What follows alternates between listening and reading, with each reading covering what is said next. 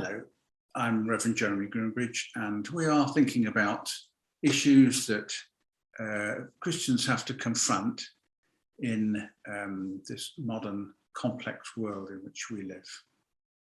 And in this session, we're going to consider the arguments that may affect our views as Christians on assisted suicide, for and against assisted suicide. And it's an issue that involves some significant and often difficult issues, ethical decisions. And many would argue that decisions like this always depend on individual circumstances anyway. So they argue that each decision will require a case-by-case situational assessment. Now, the counter-argument to that could be that such an approach simply leaves us with an uncertain moral framework, which may well run counter to a Christian view of the sanctity of human life. Now, assisted suicide takes place when someone provides help to a person committing suicide. Suicide itself is the direct and intentional killing of oneself. And although it was decriminalised in the Suicide Act 1961, someone assisting suicide may be guilty of manslaughter. And the distinction between this and active euthanasia, such as directly terminating life by administering a lethal dose of a drug, does rather hinge on who performs the final act. So English law regards one as murder, whereas the other, in which treatment is withheld or withdrawn, is regarded as clinical judgment. But assisted suicide can arise in a range of circumstances. So, for example, someone may be afraid of continuing to live, or they may regard their life as being of such low quality that they seek the assistance of another person to procure the means to enable them to carry out the act of suicide. They may be riddled with pain or guilt, or burdened with shame, with mental or physical distress, with grief, with loss, with disillusionment. And the individual has reached a point where life no longer has meaning, and yet they're unable or lack the resource to commit the act of termination. And a number of recent cases have brought this issue to the forefront of public debate, with individuals petitioning not just for the right to die, but for the right of another person to assist them to commit suicide. A severely disabled person may be physically incapable of taking the necessary steps and would be dependent on others to terminate life directly or help them end their life. And this autumn, the whole question will come once again to the fore as the House of Lords debates whether it should become lawful to assist an already terminally ill person who no longer wishes to live. Now, when we're faced with questions about the right course of action to take, what principles might we as Christians apply? What might we consider? If you strictly apply the rule, thou shalt not kill, then the only right course of action might seem to be to preserve life, however acute the pain and the anguish. Thomas Aquinas in the 13th century argued that suicide contradicts natural law. It harms human community and it wrongs God, the giver and sustainer of life. And Karl Barth, the theologian, also regarded suicide as self-murder. And in 1995, Pope John Paul II circulated an encyclical letter in which he declared that as suicide is wrong, so it's wrong to help someone else to commit suicide. And the letter declared that perpetrating or cooperating in actions that help a person commit suicide was as morally objectionable as murder.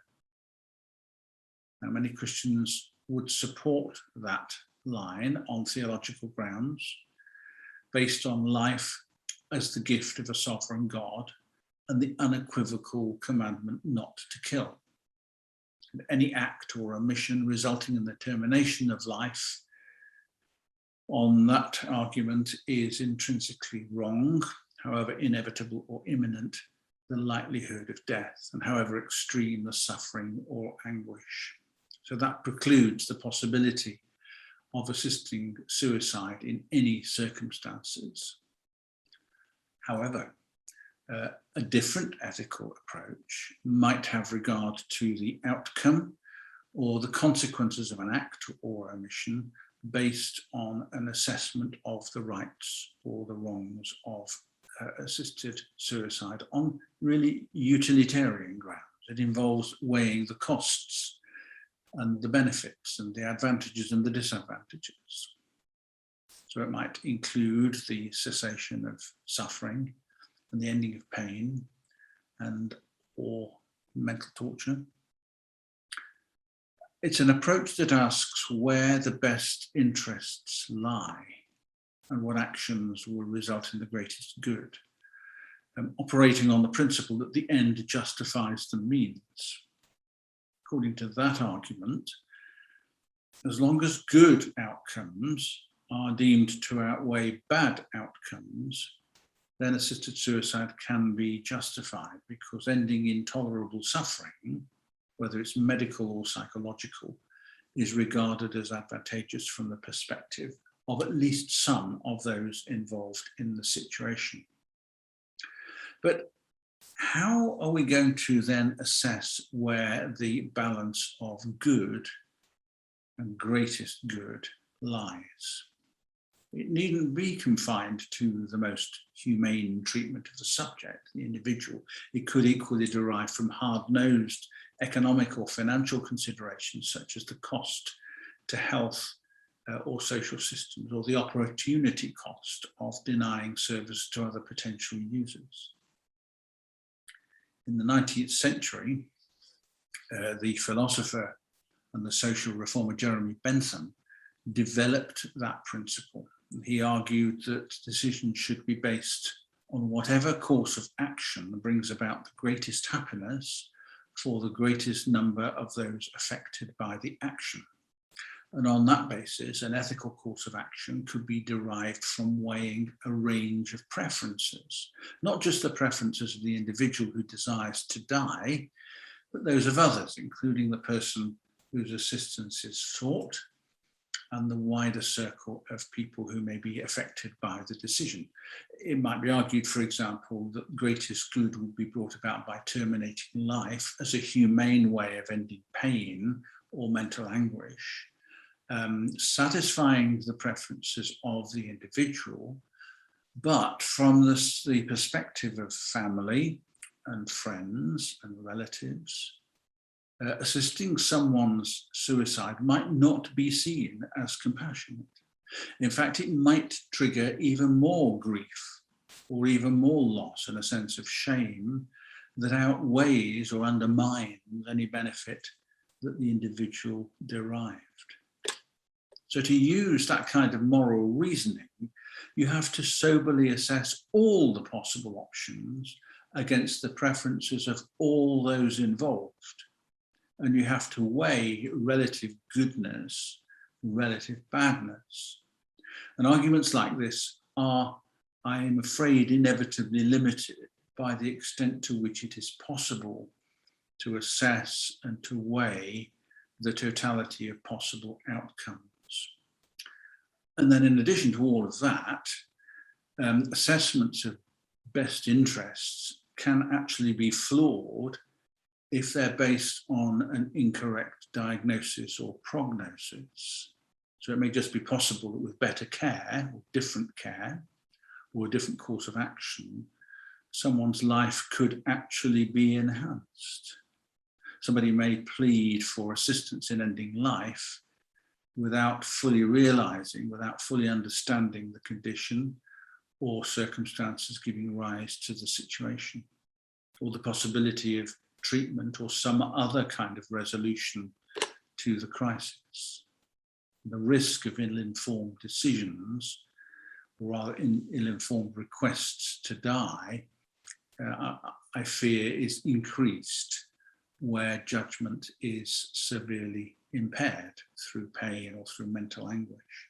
And in the heat of the moment, it may be impossible for every party to make reliable judgments about the greatest good, even though suicide might actually be avoidable. And so I think we have to tread really very carefully here. Could it be, for example, that a plea to assist suicide in order to alleviate suffering might result in opportunities for healing being foregone? Those are the kind of considerations we need to bear in mind. In some instances, assessment of greater good might appear, on the face of it, straightforward. So, for example, a suicidal terrorist who's about to take the lives of other people before killing himself. Now, if in a moment of lucidity, he pleads for an onlooker to provide the means to commit suicide before perpetrating the mass killing, you could argue, couldn't you, that the act of assisting suicide resulted in the greatest good of saving the lives of the others. And yet even that approach could be flawed. I mean, who is to know, for example, whether the plea for help actually signified a relenting of will, indicating that the deed would not, in fact, be carried out? The Anglican Working Party on Euthanasia, which did its work in 1975, appears to concede that arguments like the one I've just quoted may hold up in some circumstances, in some extreme situations. So, for example, there have been instances of drivers being trapped in vehicles on fire after an accident, who have sought the assistance of bystanders to end their lives as painlessly as possible to avoid the greater pain of burning to death. Now, the other case, of course, is the classic case is of a wounded person facing death by torture if he or she is left on the battlefield. Now, it could be that assisting suicide in cases like that, in order to prevent a worse evil, may be justified. But you always have to consider what, I quote that Anglican Working Party, you have to consider whether the severity of the dilemma is in proportion to the sacredness of the principle which the person is forced to violate. And the danger in taking such action is that one takes responsibility for outcomes one deems to be certain that may in fact be uncertain. You can't be absolutely sure whether death is inevitable or whether the arrival of a water dowser, for example, in the case of the car on fire, might bring about a better outcome. But these issues really are quite complex and difficult. Many people contemplating suicide and seeking the assistance of another in bringing about a quick end to suffering are in utter desperation. Sometimes we refer to autonomy, the capacity to and the right to live, to choose to live or to choose to die. Sometimes we argue that that is a basic moral principle, this principle of autonomy. Now, clearly killing someone who does not choose to die contradicts notions of autonomy and is murder. There's no doubt about that. But helping someone to commit suicide who is claiming it's some kind of autonomous right to die could present a problem.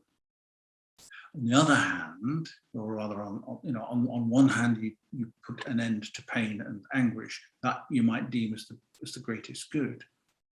But you still have to weigh this against the effect on others, whether assisting in the particular case is actually creating some kind of precedent, sometimes referred to as the slippery slope argument, so that others feel pressed to follow in the future in similar sorts of circumstances. And that may result in more requests, not only for assisting in suicide, but also voluntary euthanasia, possibly increasing pressure on others to request an early death and triggering a trend that could result in involuntary termination of life. So my major concern with approaches that seek to justify assisted suicide is that they do seem to introduce a degree of fluidity to ethics, in which decisions about the right thing to do are made according to a particular situation on a case-by-case basis. And in some cases, it can invite some kind of post hoc rationalization of an act expressly forbidden by God. And it may indeed be possible to apply tests of motivation and duty and goodwill, but one cannot ignore the reality that even acting according to duty can result in detrimental outcomes for some people. The philosopher Immanuel Kant, he emphasized a golden rule, so he called this golden rule, namely that we should act as we would want all other people to act towards all other people. And that rule requires a preparedness to apply the same rules to oneself as to everyone else. And so in providing a person with a lethal dose, one should be prepared to undergo that in the same circumstance as oneself. And that argues for treating humankind as an end and never as a means to an end. And so it should never become a question of assisting suicide in order to reduce the costs to health and social services, for example. You may remember the case of Diane Purdy. Now, Diane Purdy was a multiple sclerosis sufferer, and she sought to clarify the law on what would happen if her husband helped her to die. And the authorities intimated that public interest would not be served if such people were prosecuted, as long as they acted out of compassion and the patient had expressed a clear desire, a settled and expressed wish to die. And the Commission on Assisted Dying wanted doctors to be allowed to administer lethal drugs to those with less than a year to live, as long as they're of sound mind and capable of taking the drugs themselves.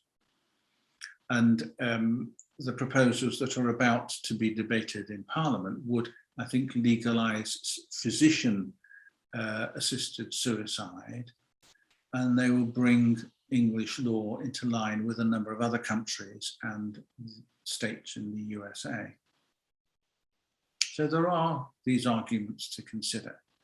And Christians have to weigh up whether it's really acceptable to approach these issues in terms of rights, or dying with dignity is another phrase that's often used. It could be argued that for a Christian, life is not simply my possession to do with as I wish. So the question arises, how comfortable am I as a Christian with the notion of a right to suicide? And is that a bit like saying that if the gift of life is faulty, one might offer it back to God? In which case, who judges the fault, especially if the mind is disturbed? Or does our respect and our gratitude for God's creation mean that we ought to refrain from unnecessary destruction of it? There's some of the questions we need to weigh up. And if I assist someone's demise, Am I guilty of exercising a wrongful authority over that person's life, even if I have the person's permission? And then another point we might consider is whether there are alternatives, morally acceptable good medicines, for example, which may make the experience of dying as comfortable as possible and just allowing the person to slip away. And that may include greater investment in more effective palliative care. Is that an argument here? Do you think we have exhausted alternatives like this? And then you may also ask, what's the role of the church in this area? We exist to witness to the Christian faith, so what might we do to redouble our own efforts to build caring communities in which people can find resources to endure suffering and pain? I'm not saying these are easy issues, and I'm not giving you an answer one way or the other. Certainly, they are difficult and nobody really can dispute that. But the purpose of this whole series is to prompt discussion about the kind of things that we as Christians should bear in mind when we consider the arguments. It's emphatically not the role of this series to tell you what you ought to think. And there are arguments both ways. And there are limitations on the extent to which Christians can justify certain courses of action.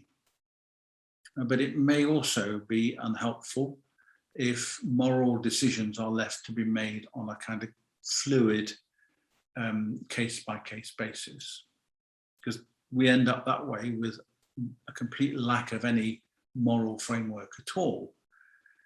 And you could argue that that would merely make it increasingly difficult to take a view about the appropriate action and lead to confusion and, in extremis, moral paralysis. So what do you think? How do you weigh up some of these arguments? It's over to you.